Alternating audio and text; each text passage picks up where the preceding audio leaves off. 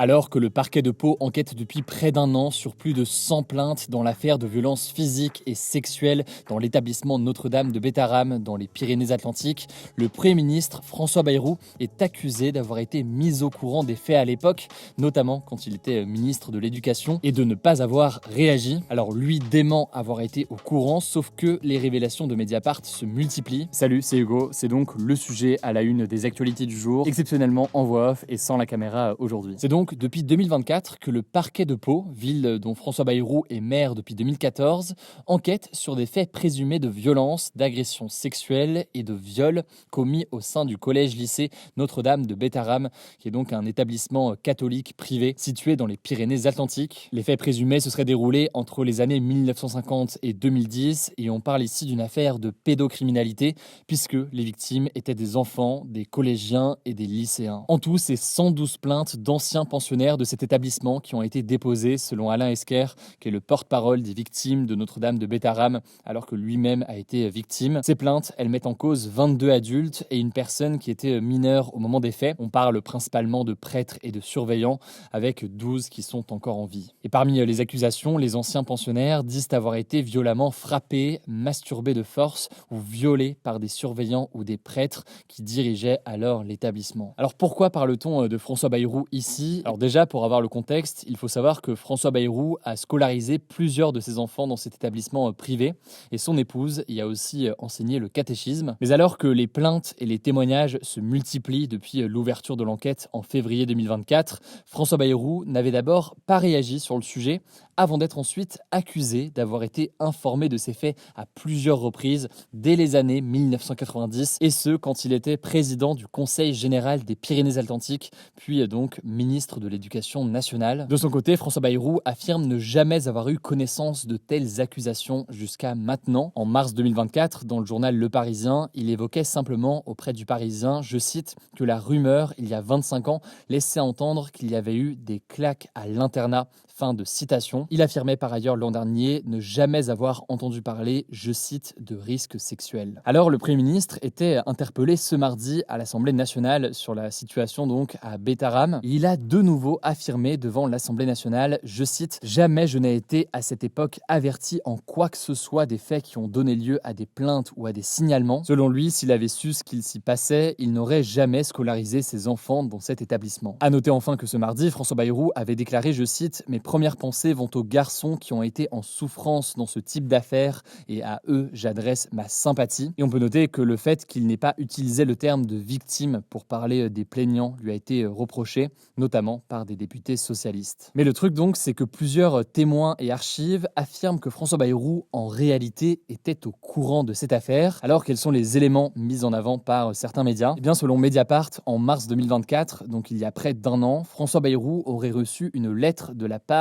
d'un ancien élève de Notre-Dame de Bétarame et victime d'abus sexuels dans les années 50 et 60. Il s'appelle Jean-Marie Delbos, il a été reconnu victime par la commission indépendante sur les abus sexuels dans l'église. Suite à cette reconnaissance du fait qu'il avait été victime, il avait envoyé une lettre recommandée à François Bayrou à la mairie de Pau. Selon Mediapart, un accusé de réception montre que la lettre dans laquelle l'homme raconte ce qui lui est arrivé a bien été livrée à François Bayrou avec un accusé donc de réception. Mais Jean-Marie Delbos n'a jamais reçu de réponse. En dehors de cette lettre, deux autres éléments semblent montrer que François Bayrou était au courant de la situation dans l'établissement, et ce, dès le milieu des années 90. En effet, c'est en 1996 que la première affaire éclate. À l'époque, des plaintes sont déposées contre un surveillant accusé de violence physique après avoir donné une violente gifle à un jeune homme de 14 ans, suite à quoi il a perdu 40% de son audition. Le surveillant avait alors finalement été condamné. Et à ce moment-là, il faut savoir que François Bayrou était ministre de l'Éducation nationale et la victime était dans la même classe que son fils,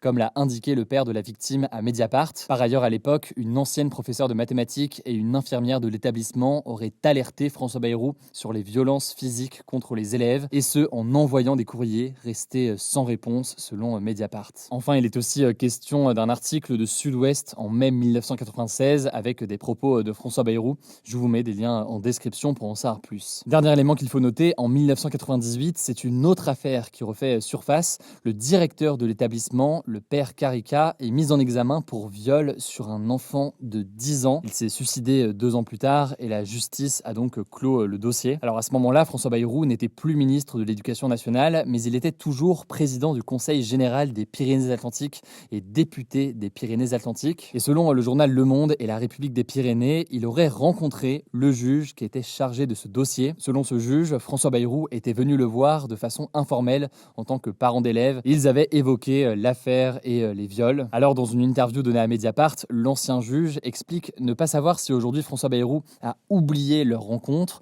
ou s'il ment tout simplement quand il dit qu'il n'était pas au courant de la situation. En tout cas, l'épouse de François Bayrou s'était rendue aux obsèques de la personne accusée après son suicide, ce qui fait que beaucoup estiment qu'il y a peu de doute sur le fait que François Bayrou lui-même était au courant de ces accusations de viol au sein de l'établissement. Alors face à ces éléments, au sein de l'Assemblée nationale, François Bayrou est critiqué principalement par la gauche depuis le début de la semaine. Certains politiques, comme le député insoumis Manuel Bompard, l'accusent surtout d'avoir menti lorsqu'il disait qu'il n'était au courant de rien et appelle à sa démission. À noter par ailleurs que le député de la France insoumise, Paul Vannier, a demandé ce jeudi la création d'une commission d'enquête parlementaire sur la question des défaillances du contrôle des établissements privés qui sont en contrat avec l'État. Je vous mets donc des liens en description pour en savoir plus, mais ça me semblait important de faire un point sur la situation. On en a déjà parlé il y a quelques jours, mais vous êtes nombreux à avoir posé de nouvelles questions sur le sujet et surtout, il y a eu des nouvelles informations ces dernières heures. Avant de passer aux actualités en bref, je tiens au passage à vous remercier pour vos retours concernant la dernière interview qu'on a publiée sur notre chaîne YouTube dédiée au grand format. C'est l'interview de l'ancien Premier ministre et l'ancien ministre des Affaires étrangères Dominique de Villepin. On publie quasiment 2 interviews par semaine en ce moment et je tiens à vous remercier pour vos retours.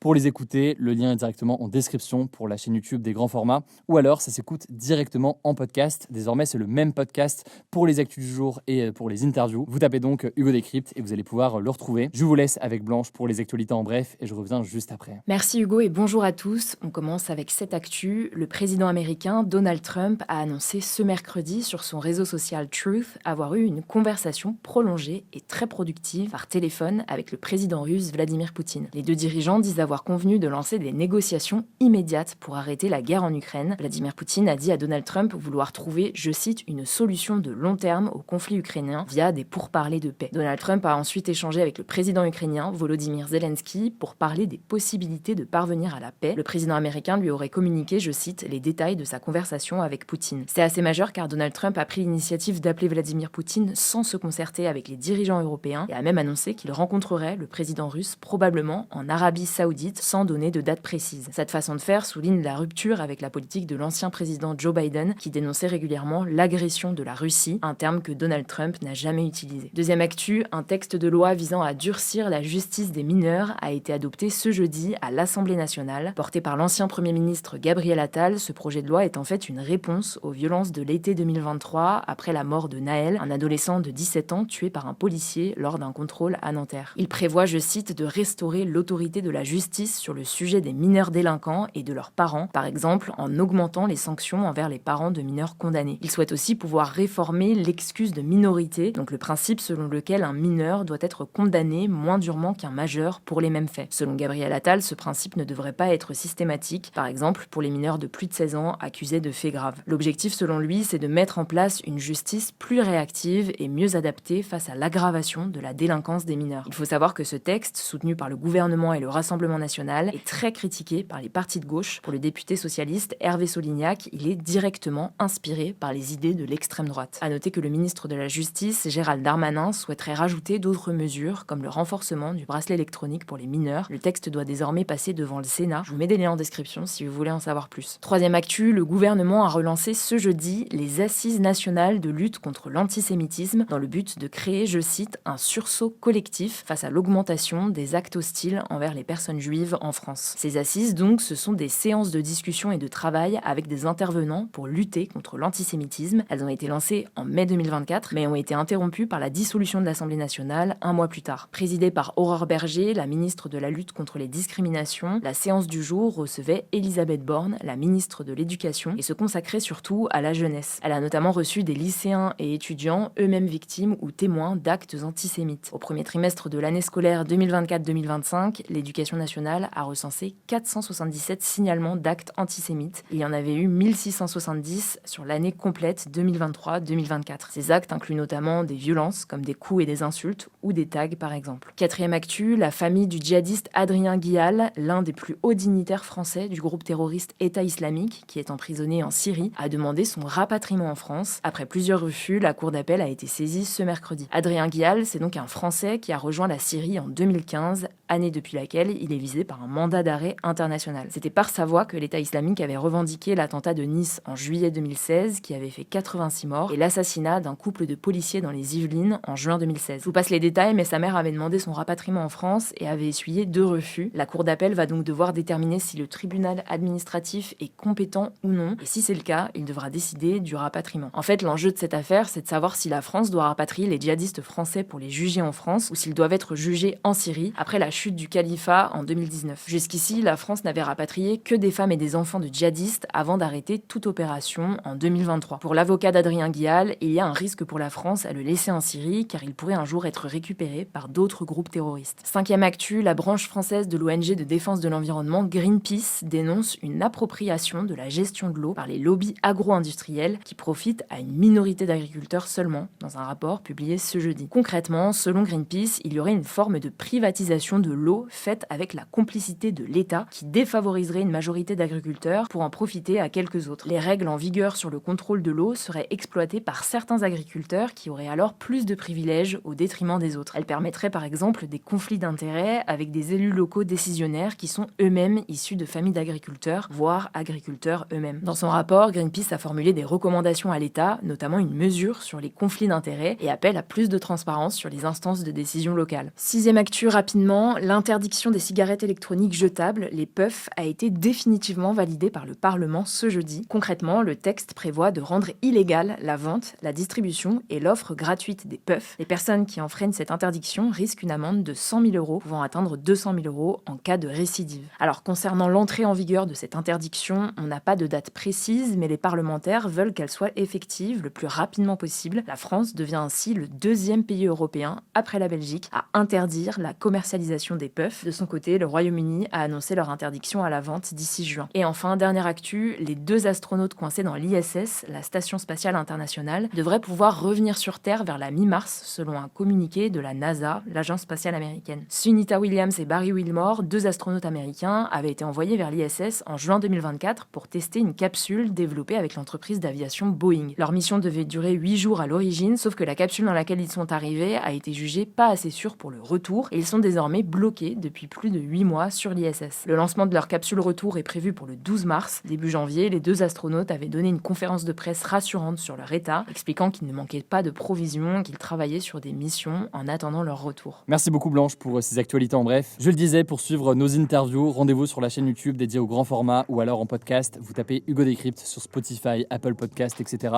et vous allez pouvoir le retrouver. Rendez-vous aussi sur Instagram pour plus d'actualités. Prenez soin de vous, prenez soin de vos proches et puis on se dit à demain.